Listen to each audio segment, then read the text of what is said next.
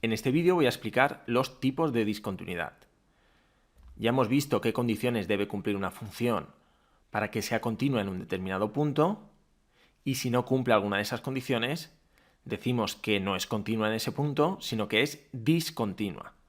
Según cuál es el motivo por el que no cumple alguna de esas condiciones, distinguimos tres tipos de discontinuidad.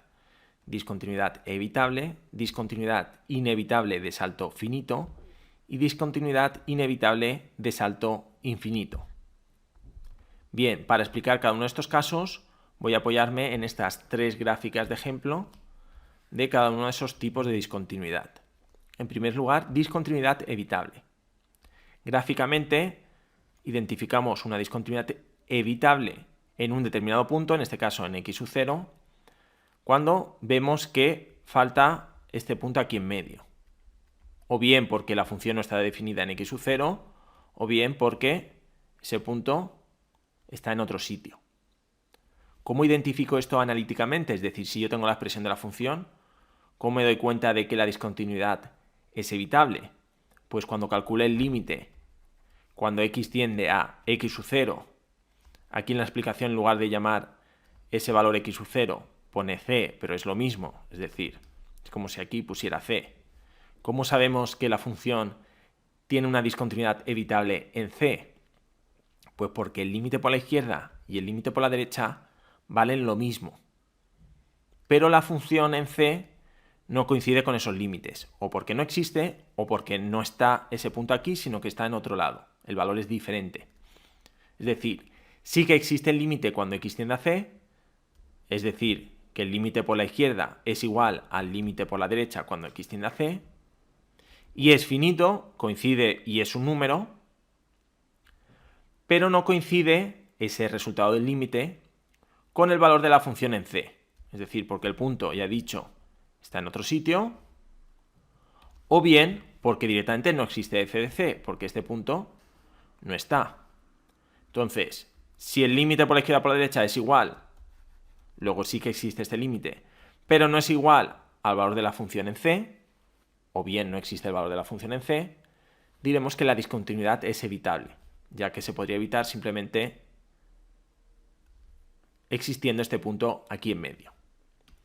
Bien, cuando una función es discontinuidad inevitable de salto finito, pues cuando el límite por la izquierda y el límite por la derecha no coinciden y ambos límites son finitos, es decir, su resultado es un número y no es infinito.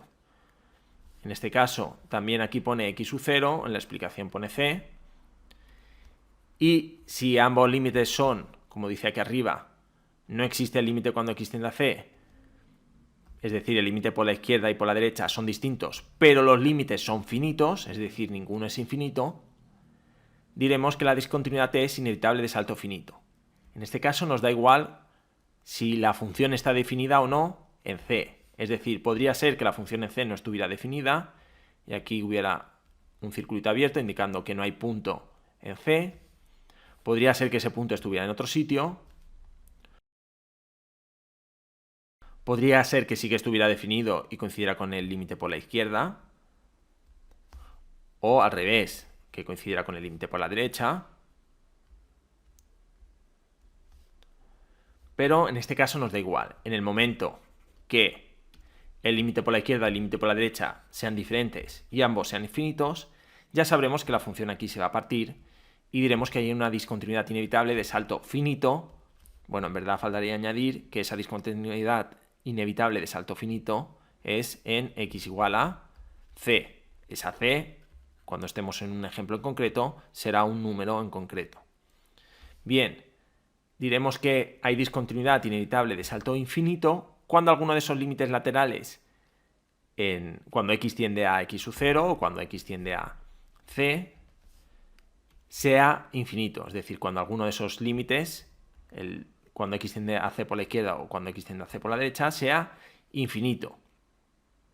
Me da igual que solo uno de los límites laterales sea infinito. Es decir, podría ser que el límite por la derecha fuera infinito y el de la izquierda finito, es decir, un número, o al revés. Con que uno de los dos ya sea infinito, la discontinuidad inevitable será de salto infinito.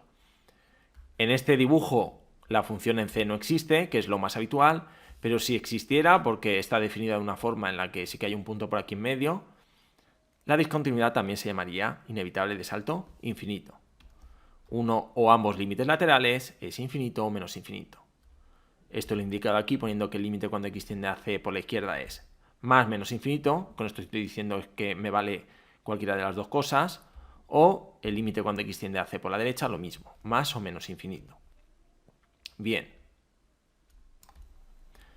Visto esto, vamos a ver algunos ejemplos.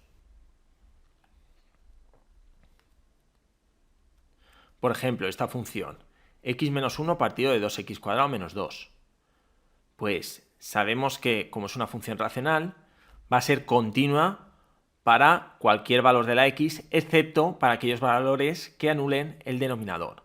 Este denominador, si lo igualamos a 0 y buscamos para qué valores se anula, nos sale que se anula para 1 y menos 1. Luego ya sabemos que en 1 y menos 1 la función no va a existir, luego va a haber discontinuidad. Vamos a ver de qué tipo. Cuando x es igual a 1, no existe f de 1 porque el denominador da 0.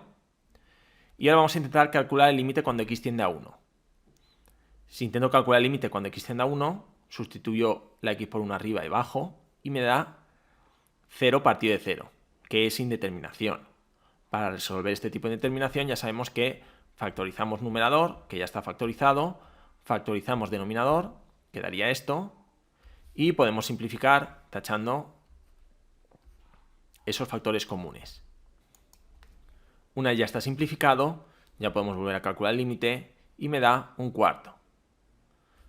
Como el límite es un cuarto tanto por la izquierda como por la derecha, ya que no hemos necesitado distinguir izquierda-derecha para calcular el resultado del límite, luego sabemos que en ambos lados el resultado va a ser igual, pero no existe la función en 1, entonces sabemos que la discontinuidad será evitable en x igual a 1.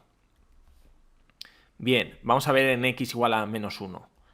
También sabemos que como se anula el denominador, no existe la función en menos 1, seguro ya es discontinua. Y calculamos el límite cuando x tiende a menos 1 por la izquierda y cuando x tiende a menos 1 por la derecha. Si cambiamos la x por menos 1, el numerador da menos 2 y el denominador da 0. El menos 2 es negativo, el 0 para saber si es negativo o positivo, pues cogemos un valor por la izquierda de menos 1, pues por ejemplo el menos 1 con 1, siempre un valor cercano al menos 1, y al sustituir en el denominador nos da un valor cercano a 0 pero positivo. Entonces, por eso esta división de menos 2 dividido entre 0 es infinito con signo negativo, es decir, menos infinito, porque menos entre más es menos. El límite cuando x tiende a menos 1 por la derecha, lo mismo, sustituimos, queda menos 2 dividido entre 0, cogemos un valor por la derecha menos 1, por ejemplo, menos 0,9, y al sustituir en el denominador nos da un valor cercano a 0, pero con signo negativo. Entonces este 0 es negativo, menos 2 dividido entre 0 es infinito, menos entre menos es más, luego el resultado del límite es más infinito. Como los límites laterales cuando x tiende a menos 1 son infinitos, la discontinuidad diremos que es inevitable de salto infinito en x igual a menos 1. Bien, veamos un último ejemplo, y es esta función definida a trozos, en la que calculamos el valor de la función en 1, que se calcula sustituyendo en esta expresión la x por 1 y me da 3. Calculamos el límite cuando x tiende a 1 por la izquierda, que si me acerca a 1 por la izquierda, la función viene determinada por esta expresión, de manera que sustituimos en esta expresión la x por 1 da 3. Y el límite cuando x tiende a 1 por la derecha, pues si me acerco a 1 por la derecha, los valores de la x son mayores o iguales que 1, la expresión que determina el valor de la función en esos puntos es esta. Luego cambiamos en esa expresión la x por 1 y de resultado me da 2. Como el límite por la izquierda y el límite por la derecha no coinciden, sabemos que la discontinuidad es inevitable y como son resultados finitos, es decir, son números, es inevitable de salto finito en x igual a 1. Bien, y esto sería todo.